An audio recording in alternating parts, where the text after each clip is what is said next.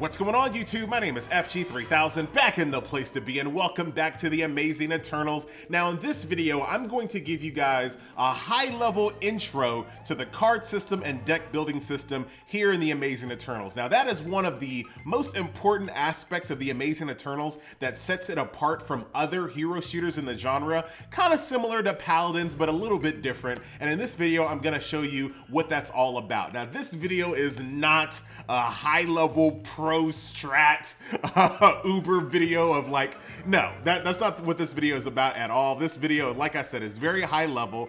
This video is for people that don't have a clue on how the deck building and the card systems work, and they're curious if they should leave their current hero shooter or if they should even try a hero shooter with this type of system in it at all. So with all that being said, let's jump right into my collection. Now I'm gonna go ahead and create a deck. And I'm gonna use Nautica here. As you can see, I have 3 Eternals so far. I have Winter, I have Ray, and I have Nautica. I'm gonna use Nautica. I normally don't use support heroes, but oh my God, playing Nautica in this game is high octane. It is like intense. And I'll have a video at the end of this video kind of showing off the gameplay of how she plays after we're done building our deck. So here we are. Here we have our deck here on the side. We have 12 open slots.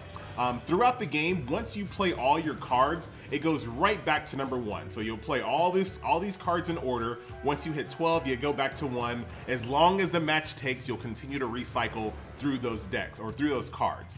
You can only have 2 cards of one type per deck. So let me give you an example.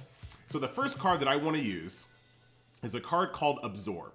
And I'm going to use that right there at number 1, and then I'm going to use it again right there at I'm gonna use it again at number 7, actually, just for giggles here. Now, as you can see, it says collection limit reach. I can only use 2 of those cards in my deck, but do keep in mind that, like I said, these will recycle, and I will be able to use that card again as I shuffle through my deck. Now, a couple of important things that you have to note here. Of course, the card itself.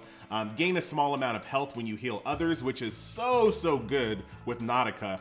Not to mention, this card stacks. So I've gotten this card up to like ×7. So every single time you draw it and every single time you use it, you will gain more and more health back when you heal others. So this is a card that I think if you're gonna go healing spec with Nautica, it's a no-brainer. Now, if you look at the bottom of the card, it says 35 seconds. That's very important. Once you pull this card, it takes 35 seconds before you can actually activate it. Now that's why I like to take it in my number 1 spot, because at the very beginning of the game, you're walking to the point, there's a lot of downtime at the very beginning of the game. So this gives me time for that cooldown to start ticking down and allow me to get those stacks building as early as I possibly can. So there you go, there's Absorb. And like I said, I actually think I want to take Absorb maybe like right here in number, to be honest, I really do like Absorb. So I'm gonna take those both early. And like I said, this is not a pro strat level deck building type of video. As I learn more and more about the game, I'm definitely gonna come revisit these decks and find out how dumb I was in the very beginning once I get a little bit better at the game. All right, so let's continue on. So like I said, those are very important cooldowns to note at the very bottom of your card. Now the next thing I want to do a card called Drop in the Ocean. Now this bypasses my respawn timer on my next death. It only takes 5 seconds to activate. Now this is a card that you don't necessarily want to use at the very beginning at number 1, but it's probably not bad in the number 2 spot. So I'm actually gonna take that in my number 2 spot because I have a tendency of running to the point very early, getting killed super quickly. So I'm gonna actually put that in my number 2 spot to bypass my respawn timer on death so I can get right back into the game. And then after that, I'm actually gonna, you know what, I'm gonna move Absorb down to number 4. And what I'm trying to do, I'm trying to visualize a match happening, right? So I'm gonna do Absorb first. I'm gonna run out to the point and die. And then what I'm going to do is do this card right here called Tide's Return, which is instantly teleport to the last death location. So I'll kind of run those 2 cards together. And the UI in this game isn't my favorite right now. I think they have a lot of work to do in the UI. Building a deck shouldn't be this cumbersome, but it kind of is. And as you can see, there's a lot of artwork that's repeated. Hopefully that will be fixed in the future. These cards should all look unique in my opinion. So, Absorb. I'm gonna run out and die. I'm gonna instantly teleport back to my location again, and I'm gonna start stacking another stack of absorb after that. Now, another thing that I want to do is I want to enhance my Q ability. Every single character has a Q ability, and on Nautica, hers is called Manifestations, where she can basically throw out a big waterfall of healing or death. So I have the ability to do Spines of the Deep, plus 4 damage over 3 seconds when enemies touch your manifestations. Now, a lot of people accidentally run into these things all the time, so I want to get that so I can start helping out on DPS side. So we'll do that. I only have one of these cards, unfortunately, so I'm gonna have to keep on opening more and more decks.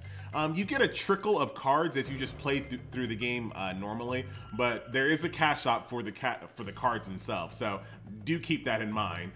Once you get more than 2 cards though, you do not need 3 cards of anything. So once you get that 3rd card, you can actually recycle those cards for material, so keep that in mind as well.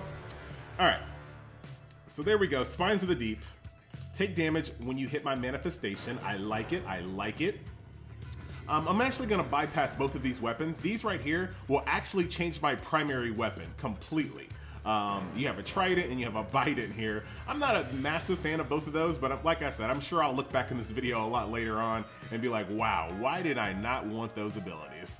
Another really cool thing with my manifestations is that once they are destroyed or expire, it'll drop a little healing orb as well. This is really, really good, especially when you can put these on the point. Leave behind some little healing globes. Look, didn't I tell you about this UI? Didn't I tell you? Manifest gift is really good, so we'll roll with that. Let's keep on going here. Waterworks is another really good ability right here. Takes 10 seconds for it to come online. On your next death, your corpse becomes a pool of healing water. I am going to die. Let's be real. So I'm gonna do Waterworks. I'm gonna spread those 2 out a little bit there. Spread those out a little. All right, there you go. And then the really cool thing about the deck building is as you play the game, you can kind of go back and say, you know what, maybe I don't want these 2 cards together. Maybe I should move these around, etc., etc. I'm gonna go with another Tide's Return. And I wanna kind of stack Tide's Return and Drop in the Ocean pretty close to each other. In my opinion, I think those should always kind of go right next to each other. So you can bypass your death, boom, and then instantly get right back to where you were. This is a really good combo. And then last but not least, this sucks. I put these in the wrong order here. So Ocean's Boon is really good. Doubles all your healing effect for 15 seconds or until death. So this is a really good way of getting your teammates back online really quickly.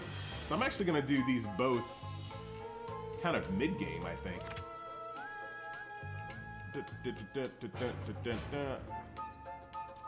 What just went away? Hopefully, I mean, I don't see any reason why the decks need to be on top of each other like that. Like I said, the UI, in my opinion, is really not intuitive at the moment. So let's do that. I'm actually going to, let's move Absorb over, and then I'm gonna put Ocean's Boon there. There you go. And there's a deck. And like I said, the UI needs a bunch of work. I'm sure a lot of the artwork is temporary. Hopefully it'll make it a little bit easier at a glance to see which cards you have in your deck. Because right now, if you look at these, it all looks the same. It pretty much looks the same. Also, I think a really cool thing that they should do is just make the 12 cards like, just put them all out. They don't need to be stacked on top of each other that way. But after you get your deck done, you're done. You can type, whoa, I just typed the space bar and it just went. Can I rename that? I guess I can't. Well, there you go. There's the deck here in Amazing Eternals. And like I said, I wouldn't judge the game too harshly on the UI at the moment. It's still a very early game, and I think that's something that they will definitely continue to work on. To kind of give you an example of why I think the UI, like, here is the store right here. Here are the booster packs that you can buy. Doesn't really tell you a lot about what these booster packs are. You got booster pack, you got creepy monster pack, fantastic superhero card pack, like, what does all this mean? There's no way for me to like see what any of this means.